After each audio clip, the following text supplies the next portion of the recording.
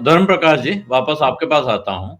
ये जो मुद्दे गिनाए जा रहे हैं, इनके साथ में पार्टियों के अंदर की अपनी डायनामिक्स भी काम करती हैं। जैसे जी भारतीय जनता पार्टी के बारे में लोग कह रहे हैं कि बहुत सारे असंतुष्ट लोग हैं, 11-12 उन्होंने सिटिंग विधायकों के टिकट काट दिए हैं। वो नाराज जी घूम रहे हैं, उनमें से एक आध तो ऐसे हैं कि नड्डा जी बुलाते रह गए, उनकी हम्म, अपनी कंस्टिट्यूएंसी बिलासपुर में कोई नेता हैं, जिनको नड्डा जी जी लगातार बुलाते रह गए, लेकिन वो उनके घर नहीं गए और उन्होंने विद्रोही उम्मीदवार के तौर पे पर्चा दाखिल कर दिया है। इस तरह जी की डायनामिक्स कांग्रेस के अंदर भी होंगी।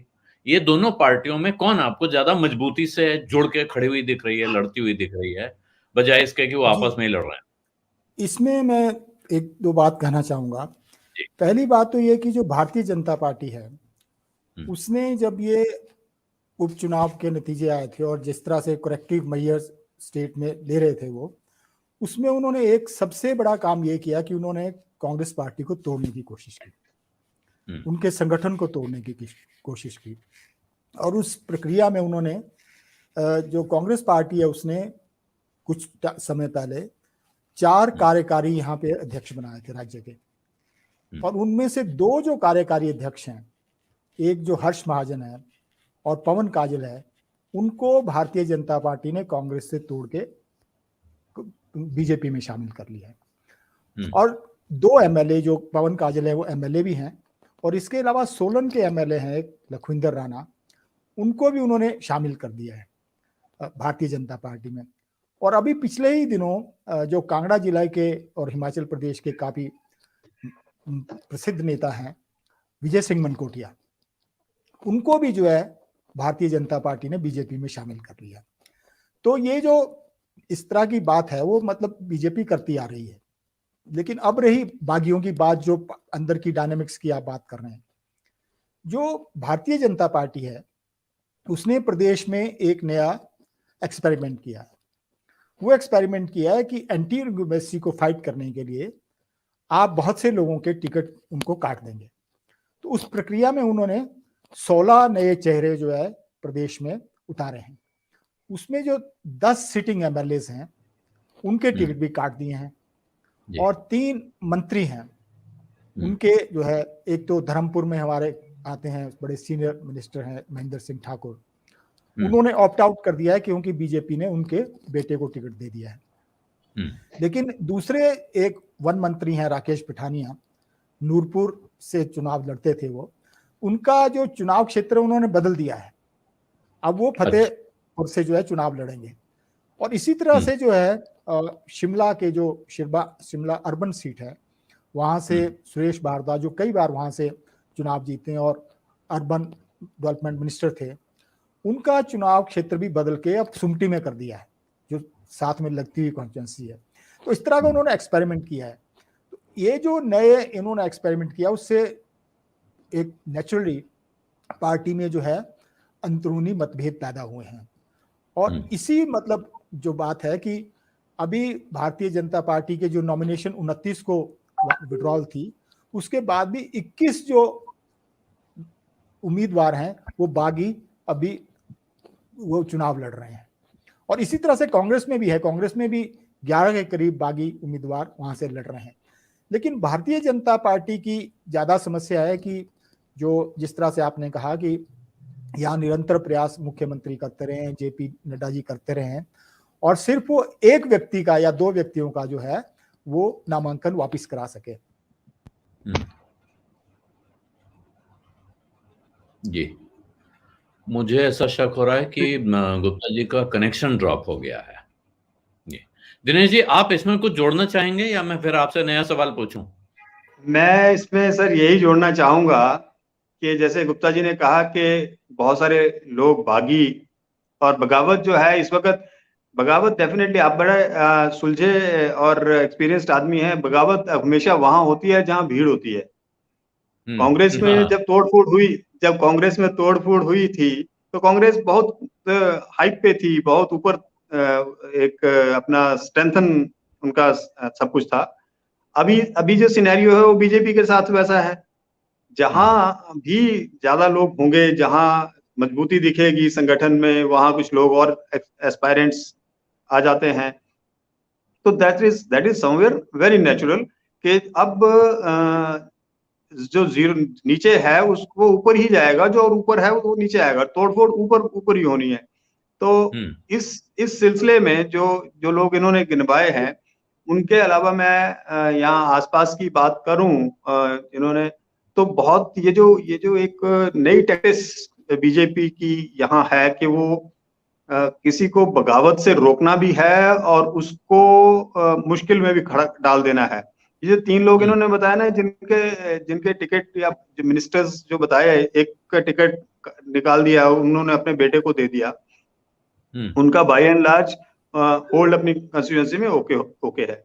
लेकिन ये जो 2 लोग बाकी इन्होंने बताया गुप्ता जी ने, जैसे सुरेश भारद्वाज जी कंस्टिट्यूएंसी बदलने से अब वो he is in hot water.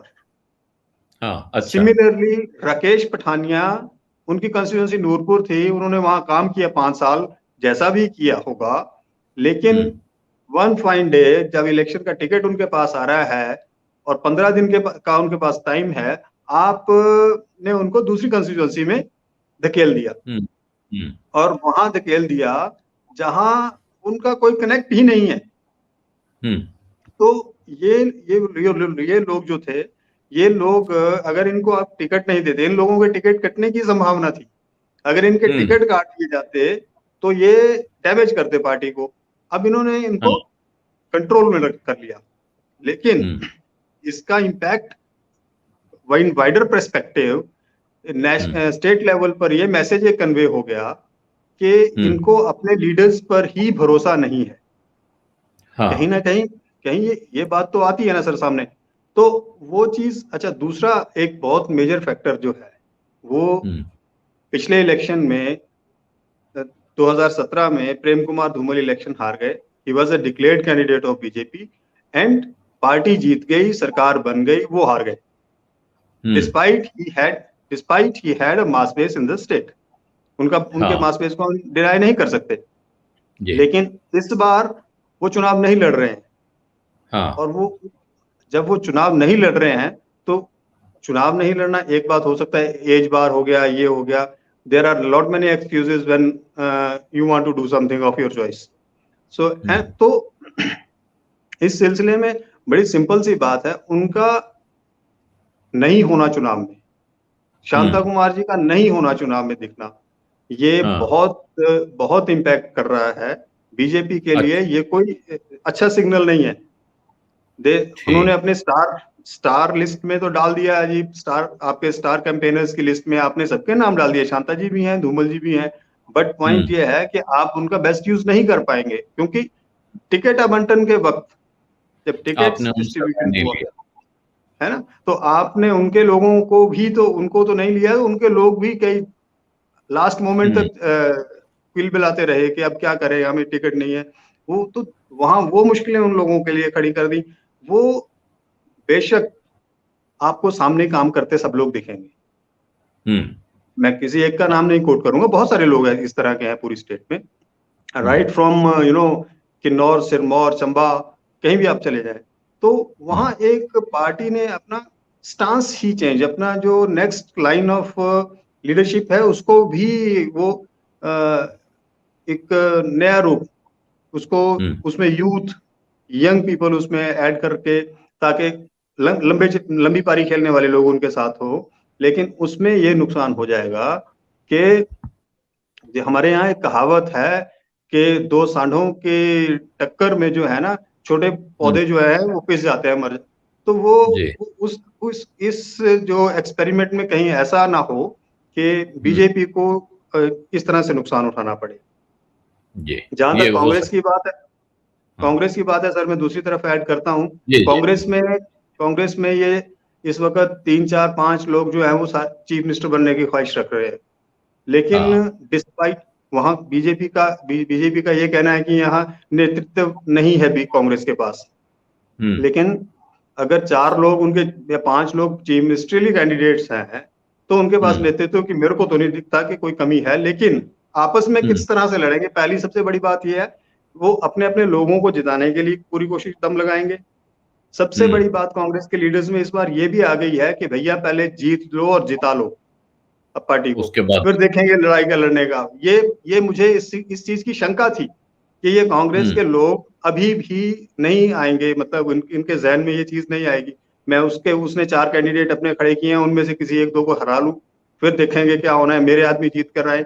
लेकिन इस बार इस चीज के ऊपर कंट्रोल दिख रहा है। तो अच्छा, इसलिए तो वो इसलिए तो वो थोड़ा अपनी कंट्रोल लड़ाई लड़ रहे हैं। उनका ये है कि अपने लोगों को निकालें, किसी को हराने के चक्कर में नहीं। वो इस बार हराने के चक्कर में नहीं है।